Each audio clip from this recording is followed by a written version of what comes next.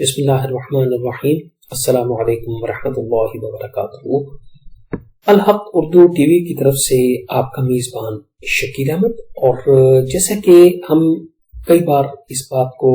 دہرا چکے ہیں کہ الحق اردو ٹی وی کا مقصد فقط اشاعت اسلام، ترویج دین، اسوہ حسنہ کی ترغیب اور اسلامی شعائر کے بارے میں معلومات مہیا کرنا ہے۔ ہم جس موضوع کو لے کر چل رہے ہیں تو اس میں حضرت محمد صلی اللہ علیہ وآلہ وسلم کے آباء و اجداد کا ہم تذکرہ کر رہے ہیں۔ ہم حصہ چہارم کی قسط دوم میں ہیں۔ ہم بات کر رہے تھے حضرت ہاشم بن عبد مناف کی، جو کہ نبی کریم صلی اللہ علیہ وآلہ وسلم کے پردادا ہیں۔ جیسا کہ ہم قسط اول میں اس بات کو کر چکے ہیں کہ ان کا اصل نام، اگرچہ یہ تاریخ میں ہاشم کے نام سے بہت معروف ہے، لیکن ان کا اصل نام جو ہے وہ امر الاولا، اور انہوں نے 32 سے 33 برس کی قلیل سی عمر پائی، لیکن ان کے جو کارہائے نمایاں ہیں وہ ایک سردار کے طور پہ انہیں، یا ایک رولر کے طور پہ، حکمران کے طور پہ وہ بہت نمایاں ہیں۔ اور ان کا انتقال جو ہے وہ فلسطین کے شہر غزہ میں ہوا، اور اب ہم کچھ مزید باتیں کریں گے۔ ایک بات ہم جو اس سے پچھلی قسط میں کر چکے ہیں وہ یہ ہے کہ ان کا نام امر الاولا، اور جو ان کا نام ہاشم پڑا تو اس کی جو ہے وہ 3 وجوہات آپ کے سامنے ہیں، لیکن جو سب سے معروف چیز ہے وہ یہ ہے کہ انہوں نے جو ہے وہ غریبوں کو اپنی سخاوت کی وجہ سے اتنا کھانا کھلایا کہ ان کا نام، اور روٹی انہوں نے شوربے میں ڈال کے، تو چورا کر کے تو شوربے میں ڈال کے روٹی کھلائی، تو اس کی وجہ سے روٹی چورا کرنے والا یا کرشر جو ہے وہ ہاشم کہلاتا ہے۔ اور انہوں نے اس حوالے سے اپنی اس سخاوت کی وجہ سے بہت زیادہ معروف ہوئے، اور ہاشم ان کا نام پڑ گیا۔ اب ہم چلتے ہیں کہ تاریخ کو واپس لے کر کے، جیسے ہم نے کہا کہ جب قصی بن کلاب جو ہے وہ اس دنیا سے رخصت ہونے لگے تو انہوں نے اپنے تمام جو اعزازات تھے وہ عبد مناف اور عبد الدار میں تقسیم کر دیے۔ عبد مناف کے حصے میں اقتدار اور سرداری آئی، اور جو ہے عبد الدار ان کے حصے میں تمام باقی اعزازات جو کہ کعبہ اور اس سے متعلق تھے، اور بیت الحرام کے مختلف اعزازات تھے جو انہیں ملے، اور اس کے علاوہ دار الندوہ کی سربراہی اور اس قسم کے جو ہم نے مناصب پچھلے قسط میں ہم عرض کر چکے ہیں وہ مل گئے انہیں۔ اب جب تک عبد مناف زندہ رہے تو یہ تقسیم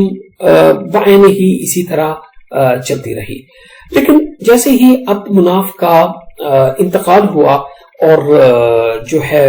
سرداری تو بنو عبد مناف میں ہی رہی، بنو کا مطلب ہے کہ ان کی اولاد میں رہی، اور جو ہے باقی مناصب تھے وہ بنو عبد الدار کے پاس ہی رہے۔ کچھ عرصے بعد ہی ہاشم نے اپنے بھائیوں کو اس بات کی طرف توجہ دلائی کہ یہ جو خانہ کعبہ کے باقی مناصب ہیں، جس میں کہ چابی رکھنا اور دروازہ کھولنا اور قافلوں کو روانہ کرنا اور پرچم باندھنا، اس کے علاوہ دار الندوہ کی سربراہی، بنیادی طور پہ یہ کچھ اس کے زیادہ لائق نہیں ہے بنو عبد الدار، تو جو ہے یہ ہمیں ان سے لے لینا چاہیے۔ تو اس بات پہ ان کے جو بھائی ہیں وہ بھی کسی حد تک متفق ہو گئے۔ ان بھائیوں میں عبد شمس، مطلب اور نوفل جو تھے یہ بطور خاص، اور اس کے علاوہ متفرق رشتہ داروں میں جو ان کے بہت سارے کزنز اور سیکنڈ کزنز تھے، جن کے خیال میں کہ سرداری کے ساتھ ہی یہ تمام چیزیں بنو عبد مناف کے ہی ہونے چاہیے. لہذا کیا ہوا کہ اس پوری بات کو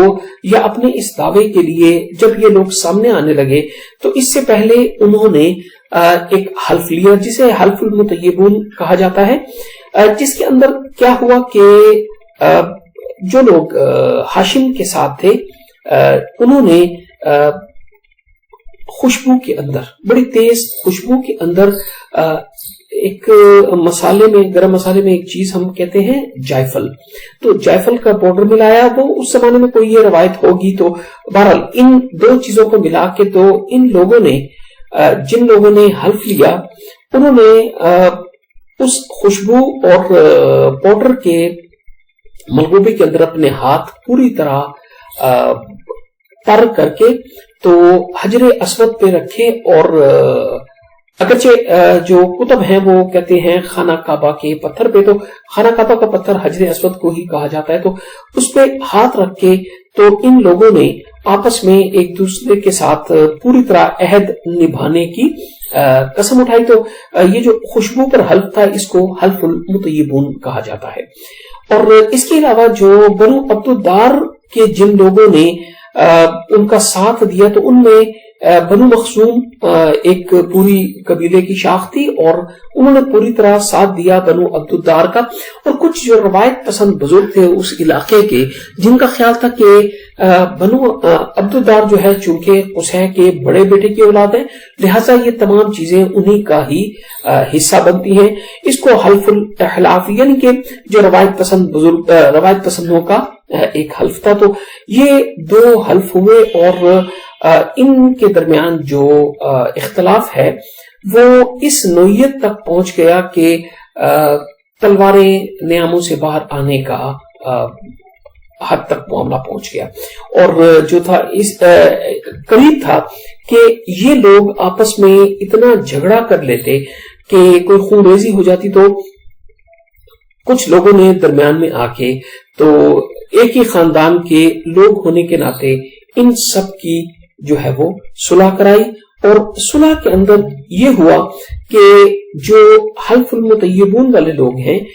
جن کے پاس سرداری بھی ہے، تو ان لوگوں سے کہا گیا کہ آپ تمام جو اعزازات ہیں ان کی بات نہ کریں. لیکن جب معاملہ چلا تو جو حلف المطیبون والے لوگ تھے یا جو ہاشم کے حامی افراد تھے، ان لوگوں کو کہا گیا کہ سقایا اور رفادہ وہ آپ کو مل جائے گی، اور باقی تمام جو اعزازات ہیں وہ بدستور بنو عبد الدار کے پاس رہیں گے. لہذا سقایا اور رفادہ یعنی کہ حاجیوں کے کھانا کھلانے کا اور حاجیوں کے پانی پلانے کا جو پورا وہ انتظام تھا وہ آ گیا بنو ہاشم کے پاس. تو اب کیا ہوا کہ بنو ہاشم کے پاس نہیں، ہم کہیں گے بنو عبد مناف کے پاس آ گیا. اب ہوا یہ کہ جب بنو عبد مناف کے پاس آ گیا تو یہاں پہ 6 بھائی ہیں، جو عبد مناف کے 6 بیٹوں میں سے جو 6 بھائی ہیں. اب مزید اس کو کون سنبھالے گا؟ تو قرآن اندازی ہوئی. جب قرآن اندازی ہوئی تو یہ جو رفادہ اور سقایا تھا یہ حصے میں آئے حضرت ہاشم کے. لہذا جو آگے ہاشم خاندان ہے وہ رفادہ اور سقایا کا بھی انچارج ہو گیا. اچھا، انہوں نے جو ہے ہاشم نے کیونکہ دل میں سخاوت اور جو ہے رحم بہت زیادہ تھا، جیسے کہ ان کے نام ہاشم سے ہی آپ سن چکے ہوں گے، تو انہوں نے کیا کیا کہ جب ان کے پاس سقایا اور رفادہ کا سلسلہ آیا تو انہوں نے بڑے بڑے چمڑے کے حوض بنوائے، اور ان حوضوں کو جو ہے وہ آب زمزم کے کنویں کے قریب اور اس کے علاوہ مینا میں انہوں نے جو ہے وہ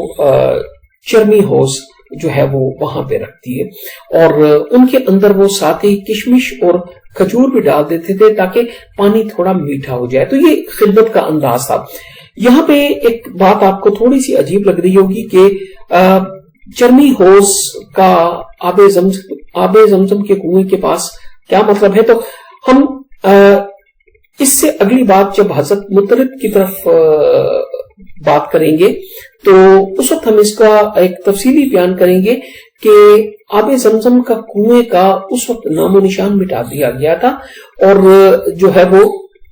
بہت لمبے عرصے سے کسی کو معلوم ہی نہیں تھا کہ آب زمزم کا کنواں کہاں ہے۔ یہ تو بعد میں جب دریافت ہوا تو وہاں پہ آب زمزم کے کنویں کے قریب ہی یہ اس مقام پہ جو ہے وہ اپنا چرمی حوض رکھا کرتے تھے، تو ہم اس کی بات تفصیل سے کریں گے۔ تو انہوں نے کیا کیا کہ سقایا اور رفادہ کا جو بندوبست ہے وہ انہوں نے بہت ہی اعلیٰ معیار پہ چلایا، اور جو ہے حاجیوں کو جو کھانا ہوتا تھا تو وہ کھانا یہ اتنے اچھے طریقے سے دیتے تھے کہ جو ہاشم کے حوالے سے ان کا لقب تھا اس میں دن بدن لوگ اس کے زیادہ سے زیادہ قائل ہوتے جا رہے تھے۔ اچھا، یہ ان کی ایک پہلو ہے حضرت ہاشم کا۔ ہم اگلے پہلو کی طرف آتے ہیں کہ جیسے میں نے آپ لوگوں سے عرض کیا تھا کہ یہ بہت ہی ڈائنامک لیڈر، یعنی کہ بڑے متحرک قسم کے جو تھے یہ حکمران تھے، اور ان کے اندر بہت ساری جسے ہم آج انگلش میں ایک لفظ ہوتا ہے انوویشن، یعنی کہ نئی باتیں، نئی سوچ، نئے اختراعات اور نئے جو زاویے ہیں وہ ان پہ بہت زیادہ غور کرتے تھے۔ تو ہوا یہ کہ جب انہوں نے ان چیزوں کی طرف غور کرنا شروع کیا تو تجارت میں ترقی کے حوالے سے انہوں نے اپنے خاندان کو بہت زیادہ نئی شکلیں، جہتیں اور نئے نئے اینگلز دیے، نئے نئے زاویوں کے ساتھ انہوں نے جو ہے وہ اپنی تجارت کو نئی شکل دی، اور قریش کو ان کی وجہ سے تجارت کے بہت سارے نئے اسلوب معلوم ہوئے اور بہت سارا منافع انہوں نے کمانے کا طریقہ سوچا۔ اگر میں آپ کے سامنے ایک نقشہ رکھتا ہوں اور اس نقشے کو رکھ کے سامنے اگر آپ غور کریں گے تو آپ کو احساس ہوگا کہ اگر آپ یہاں پہ دیکھیے تو جو شام ہے، سیریا، یہ یہاں پہ میں نے پیلے رنگ کا ایک تیر کا نشان بنایا ہے، اور یمن کی طرف دیکھیے یہاں پہ ایک سرخ نشان میں نے رکھا ہے، اور جو ہے مصر، ایجپٹ، وہاں پہ ایک گرین یا سبز رنگ کا تیر کا نشان ہے۔ اگر آپ درمیان میں مکہ کو دیکھیں جہاں پہ خانہ کعبہ کا نشان ہے تو یہاں سے آپ کو ایک چیز جو اندازہ ہوگا وہ یہ ہے کہ یمن کا رخ اور شام کا رخ، یہ دو بالکل مختلف اطراف کے اندر یہ جو ہے دونوں سمتیں ان کی بالکل مختلف ہیں۔ اب ہو یہ رہا تھا کہ یمن کا علاقہ جو ہے وہ انتہائی گرم ہے، اور جو شام کا علاقہ ہے وہ نسبتاً ٹھنڈا علاقہ تھا۔ اچھا، ایک تو یہ بات یہاں پہ غور طلب ہے، اور دوسری بات یہ ہے کہ جو بہت ہی منافع بخش تجارت تھی وہ تھی مصر اور شام کے درمیان، اور وہ لوگ عرب کے اندر سے گزر کے جاتے تھے۔ تو ہاشم نے یہ سوچا کہ کیوں نہ جو ہے اس تجارت میں ہم بھی اپنا حصہ بٹائیں، لہذا انہوں نے بہت سارے کام اکٹھے کرنا شروع کیے کہ ایک تو وہ خود چلے جاتے تھے مکہ سے جدہ کے پاس، اور جدہ میں جو ہندوستان سے آنے والے جہاز تھے ان سے وہ بہت ساری چیزیں، مسالہ جات، خوشبوئیں اور یہ چیزیں وہ ان سے خریدتے، اور براستہ مکہ اسے پھر شام اور مصر کی طرف اس تجارت کو لے کے جاتے۔ تو ہوا یہ کہ انہوں نے جو ہے اپنی تجارت کو اس حوالے سے بہت زیادہ بڑھا دیا۔ اس کے علاوہ جو جیسا کہ میں نے آپ سے عرض کیا کہ چونکہ ان کے پاس بہت سارے آئیڈیاز اور تھے، تو ایک تو انہوں نے مصر اور شام کی تجارت میں اپنا حصہ ڈالنے کا سوچا، اور اس کے علاوہ جو ایک بڑی خوبصورت بات کی انہوں نے وہ یہ کہ سردیوں اور گرمیوں کے علیحدہ علیحدہ تجارتی قافلے بنا دیے، یعنی کہ جب سردیوں کا موسم ہوگا تو جو تجارتی قافلہ ہے قریش کا وہ جائے گا یمن کی طرف جو کہ گرم علاقہ ہے، اور جب گرمیوں کے دن ہوں گے تو تب جو ہے وہ ٹھنڈے علاقے کی طرف جائیں گے، کیونکہ گرمیوں میں اگر وہ گرم علاقے کی طرف جائیں گے تو وہ بہت زیادہ تکلیف دہ سفر ہوگا۔ لہٰذا انہوں نے کیا کیا کہ سردیوں اور گرمیوں کے علیحدہ علیحدہ تجارتی قافلے شام کی طرف اور یمن کی طرف جو ہے انہوں نے علیحدہ علیحدہ تجارتی قافلے کر دیے۔ اس کے علاوہ جو انہوں نے ایک اور بڑا زبردست کام کیا وہ یہ تھا کہ تجارتی قافلوں کے حفاظتی معاہدے کر لیے، یعنی کہ جو عرب میں راستے تھے وہ محفوظ نہیں تھے، تو ہاشم نے مختلف قبائل میں دورہ کر کے قبائل سے یہ معاہدہ کیا کہ قریش کے کاروان تجارت کو آپ ذرا نہ پہنچائیں۔ یہ ایک بات آپ ذہن میں رکھیے کہ چونکہ عرب کے علاقوں میں خاص طور پہ مکہ اور اس کے ارد گرد اگر آپ دیکھیں تو کسی قسم کی زراعت کی کوئی گنجائش ہی نہیں ہے، لہذا ان لوگوں کا جو تمام جو گزر بسر تھی وہ تجارت پہ تھی یا وہاں سے گزرنے والے قافلوں کی لوٹ مار پہ تھی۔ تو کیا تھا کہ یہ لوٹ مار وہاں پہ ایک پیشی کا درجہ رکھتے تھے، اس کو آپ چوری کے زمرے میں ابھی نہ سمجھیے، کیونکہ ہر وقت کا ایک اپنا مزاج ہوتا ہے، اور اس مزاج کے مطابق چونکہ ان کے ہاں اور کوئی گزر بسر کا طریقہ نہیں تھا، تو یہ تجارتی قافلوں کو لوٹنا ان کا ایک پیشے کے زمرے میں آتا تھا۔ تو کیا تھا کہ انہوں نے جا کے مختلف قبائل میں دورہ کر کے قبائل سے یہ معاہدہ کیا کہ قریش کے کاروان تجارت کو آپ تکلیف نہ پہنچائیں، اور اس کے سلے میں کاروان قریش ان قبائل میں ان کی ضرورت کی چیزیں خود لے کر جائے گا اور ان سے خرید و فروخت کرے گا، یعنی کچھ مناسب دام رکھ لیے جائیں گے، منافع کی شرح کم کر لی جائے گی، لیکن انہیں خود چیزیں پہنچا دی جائیں گی۔ لہذا اس کے بعد یہ ہوا کہ جو عرب کے اندر قافلے جب موو کرتے تھے، جب قافلے چلتے تھے تو انہیں لوٹ مار کا ایک سامنا کرنا پڑتا تھا، لیکن یہ جو تھے جو قریش کے جو قافلے تھے وہ ہاشم کے ان تجارتی جو انہوں نے وہ کیے معاہدے کیے، حفاظتی معاہدے کیے، تو ان کے تحت یہ اپنا منافع اور اپنی تجارت کو بہت خوب طریقے سے کر کے وہ واپس آ جاتے تھے۔ تو ایک تو انہوں نے یہ والے کام کیے کہ نئی ڈائریکشنز دیکھی کہ مختلف یعنی کہ ہندوستان سے آنے والے مال کے اوپر انہوں نے جو ہے اپنی تجارت کرنا شروع کی، اور اس کے علاوہ مصر اور شام کی تجارت میں اپنا حصہ ڈالا۔ یمن اور شام کی طرف جانے والے قافلوں کے لیے الگ الگ سے جو ہے انہوں نے کام کیا اور الگ الگ قافلے بھیجے تاکہ موسم کی شدت سے نبود آزما ہونے کے لیے قافلے کو تھوڑی سی کم سے کم تکلیف کا سامنا کرنا پڑے، اور اس کے علاوہ جو ہے وہ تجارتی قافلوں کے حفاظتی معاہدے کیے۔ تو میں اس میں ایک چھوٹی سی بات اور کرنا چاہتا تھا، لیکن یہ